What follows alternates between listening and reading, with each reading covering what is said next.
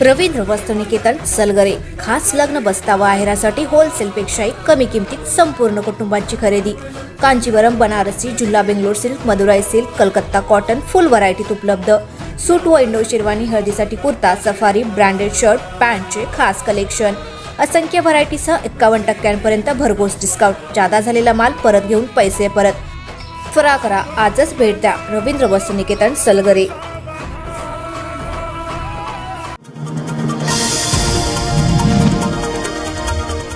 पलूस कडेगाव विधानसभा मतदारसंघाचे भविष्य बदलण्याची क्षमता असलेले कष्टकरी नेतृत्व संग्राम देशमुख यांना निवडून द्या.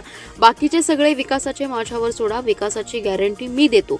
विकासाची बुलेट ट्रेन दुप्पट गतीने पळवा, असे आवाहन केंद्रीय रस्ते व वाहतूक मंत्री नितीन गडकरी यांनी केले आहे. पलूस येथील बाजार महायुतीचे उमेदवार संग्राम देशमुख यांच्या प्रचारासाठी आयोजित जाहीर सभेत नितीन गडकरी बोलत होते.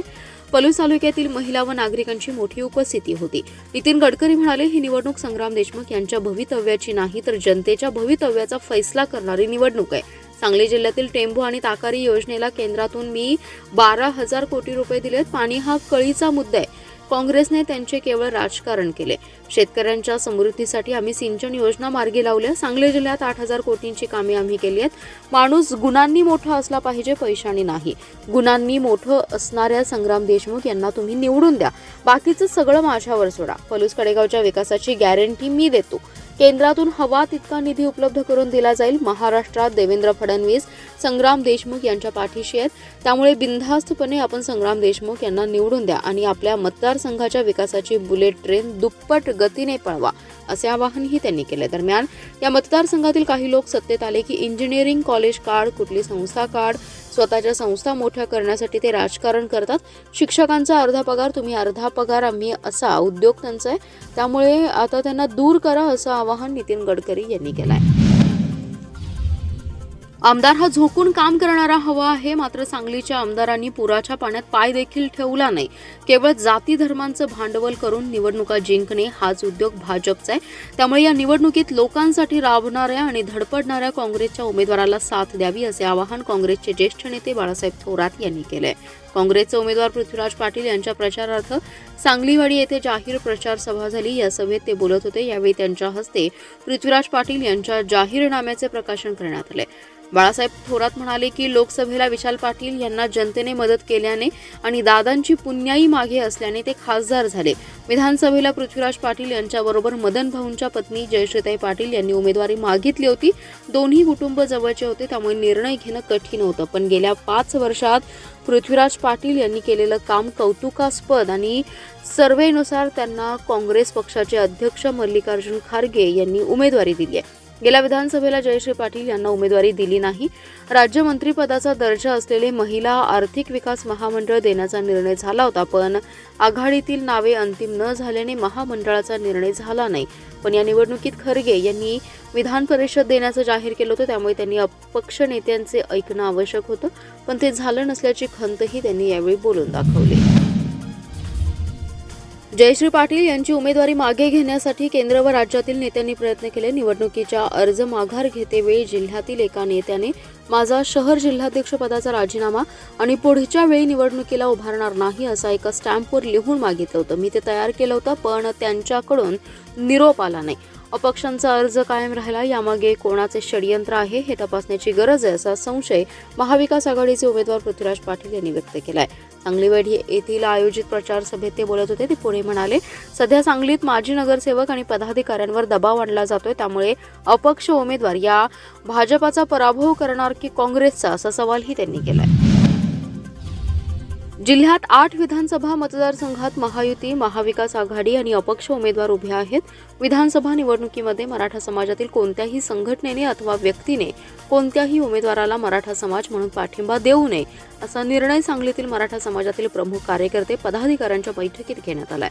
सध्या विधानसभा निवडणुका सुरू आहेत. जिल्ह्यातील 8 विधानसभा मतदारसंघांमध्ये महायुती, महाविकास आघाडी यांच्यासह इतर काही राजकीय पक्ष आणि अपक्ष उमेदवार निवडणूक लढवत आहेत.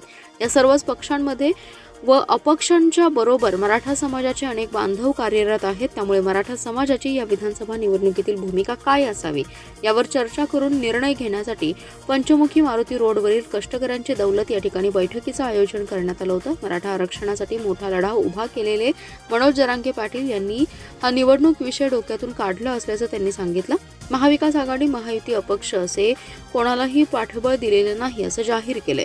सांगली जिल्ह्यामध्ये 8 विधानसभा मतदारसंघ असून या सर्व ठिकाणी महाविकास आघाडी, महायुती तसेच अपक्ष आणि इतर काही राजकीय पक्षांचे लोकप्रतिनिधी निवडणूक लढवत आहेत. अशावेळी समाज म्हणून कोणा एकाला पाठिंबा देऊन समाजामध्ये फूट पडू नये असा विचार सर्वांमध्ये पुढे आला. त्यामुळे या विधानसभा निवडणुकीत मराठा समाजाच्या वतीने म्हणून कोणीही कोणाला पाठिंबा देऊ नये. समाजात ज्या काही वेगवेगळ्या संघटना, वेगवेगळे सामाजिक कार्यकर्ते आहेत त्यांनी समाजाच्या नावावर कोणालाही पाठिंबा देऊ नये अथवा समाजाचा नेता म्हणून प्रचार करू नये.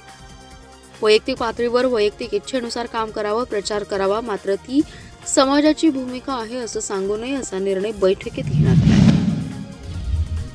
सांगली शहरासह मतदारसंघातील खोकीधारकांचे जागेवरच पुनर्वसन केले जाईल. जिथे मूळच्या ठिकाणी पुरेशी जागा उपलब्ध नसेल तिथे मात्र त्यांना सोयीच्या ठिकाणी जागा दिली जाईल अशी ग्वाही आमदार सुधीर गाडगीळ यांनी दिली आहे. गणेश मार्केटमध्ये तेथील गाळेधारक तसेच शहरातील खोकीधारक यांच्या बैठकीत आमदार गाडगीळ बोलत होते.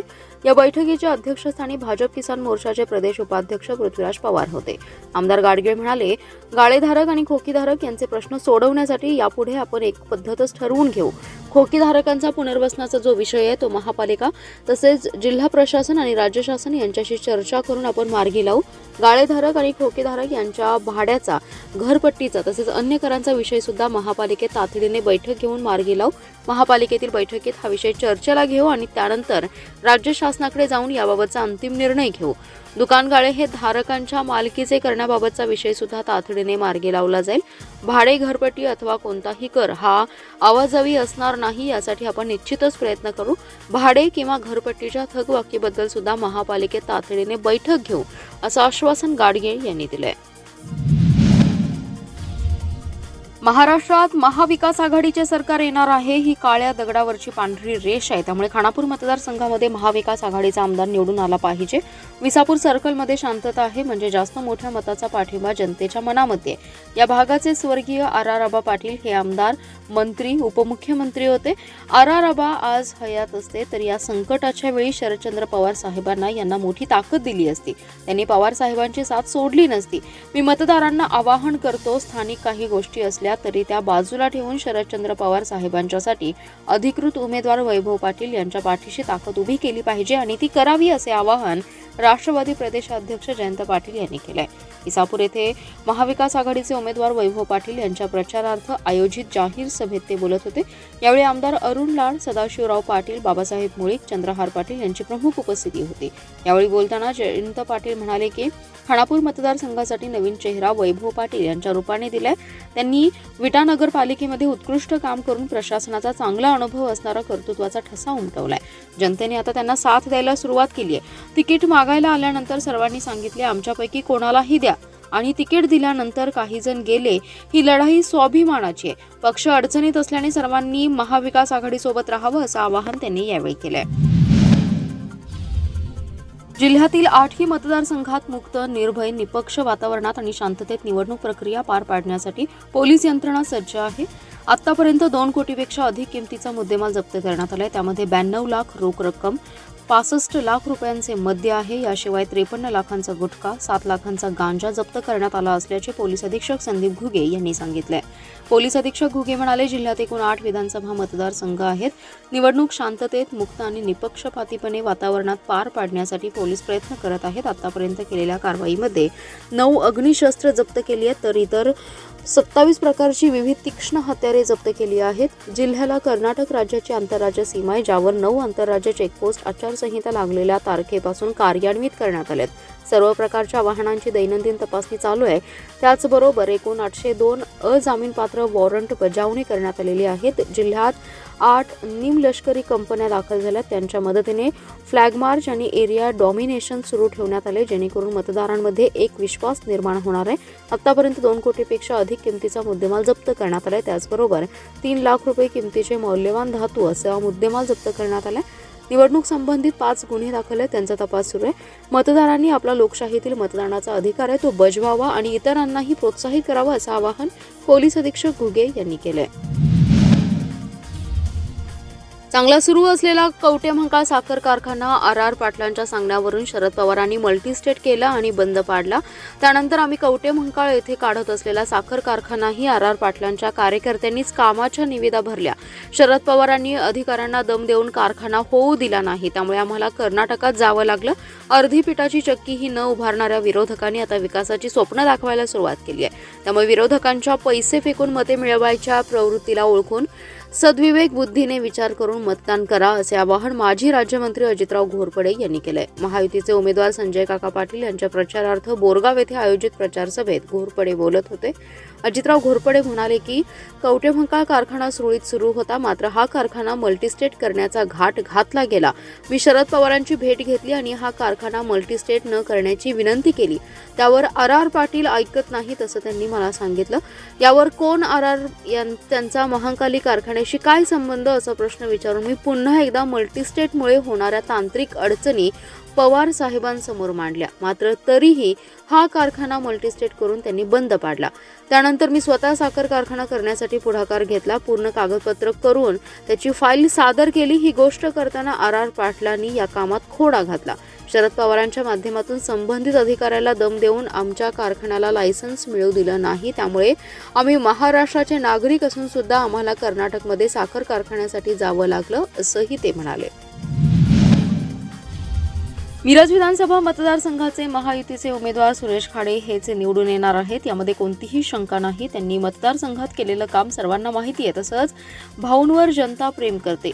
माझे वडील नेहमीच सुरेश भाऊ खाडे यांच्या पाठीशी राहिले. ते हयात नसतानाही भाऊंच्या कार्यालयामध्ये त्यांचा उभा फोटो आहे. हे नातं अतूट असल्याचे विधान परिषद सदस्य भाजपा राष्ट्रीय सचिव आमदार पंकजा मुंडे म्हणाल्या. मिरज तालुक्यातील बेडग येथे सुरेश खाडे यांच्या प्रचारार्थ त्या बोलत होत्या. बेडगमध्ये पंकजा मुंडे यांची जीपमधून मोठी मिरवणूक काढून फुलांची उधळण करण्यात आली आहे. मिरवणुकीने मरगाई मंदिराजवळ आल्यानंतर त्यांनी मरगाई देवीचे दर्शन घेऊन व्यासपीठावर गेले. मुंडे म्हणाल्या, स्वर्गीय गोपीनाथ मुंडे कायम सुरेश भाऊंच्या पाठीशी राहिलेत. हक्काचा माणूस म्हणून गोपीनाथ मुंडे यांचं कायमच सहकार्य लाभलं. बेडग ही माझ्या नातेवाईकांचं गाव. अनेक दिवसांपासून बेडग गावाकडे येण्याचं ठरवलं होतं, परंतु आज त्याचा योग आलाय. म्हैसाळ योजनेसाठी माझे वडील गोपीनाथ मुंडे यांनी मदत केली आहे. बेडग गावच्या मरगाई देवीच्या दर्शनासाठी आले होते, त्यामुळे येथील ग्रामस्थ अतिशय प्रेमळ आहेत.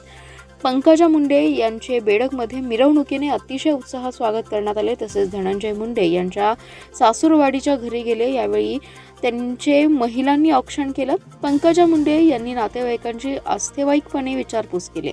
कार्यकर्त्यांनी फटाक्यांच्या आतिषबाजीने त्यांचं जल्लोषी स्वागत केले. धनुभाऊ आणि सुरेश भाऊ हे दोन्ही विजयी होतील. त्यावेळी मी व धनुभाऊ परत बेडग येथे येणार असल्याचं मुंडे म्हणाल्या. काँग्रेसचा बालेकिल्ला म्हणून बोलबाला असलेल्या संजय नगरात महाविकास आघाडीचे उमेदवार पृथ्वीराज पाटील यांनी पदयात्रा काढली. अनेक ठिकठिकाणी महिलांनी औक्षण करून विजयाचा आशीर्वाद दिलाय. फटाक्यांच्या आतिषबाजीत पदयात्रेत नागरिकांचा सहभाग अद्भुत होता.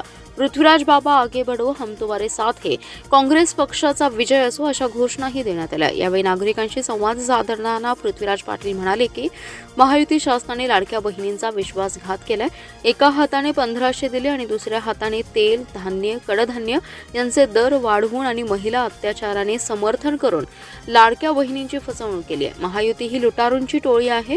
आमदार फोडून अनीतीच्या मार्गाने सत्ता काबीज करणाऱ्या महायुतीकडे खोक्यानं पैसा आहे, परंतु जनतेच्या हितासाठी, शैक्षणिक खर्चासाठी पैसा नाही. शिक्षक भरती केली तर पगार द्यावा लागतो. या कारभारावर जनता नाराज झाली आहे. संजय नगर हा कष्टकरी, कामगार, वंचित लोकांची वस्ती असलेला भाग. बेरोजगारी हा या भागातील तरुणांचा ज्वलंत प्रश्न. या भागात गेल्या 10 वर्षात आमदार फिरकलेच नाहीत, तर त्यांना जनतेच्या व्यथा कशा कळणार हा प्रश्न आता जनताच विचारत आहे. सांगलीत गेल्या 10 वर्षात एकही मोठा उद्योग आला नाही, त्यामुळे रोजगार संधी नाहीच. सांगलीच्या समस्यांकडे विद्यमान आमदारांनी कधीच गांभीर्यानं पाहिलं नाही. ते मतदारसंघात फिरत नसल्याचा आरोप पृथ्वीराज पाटील यांनी केलाय.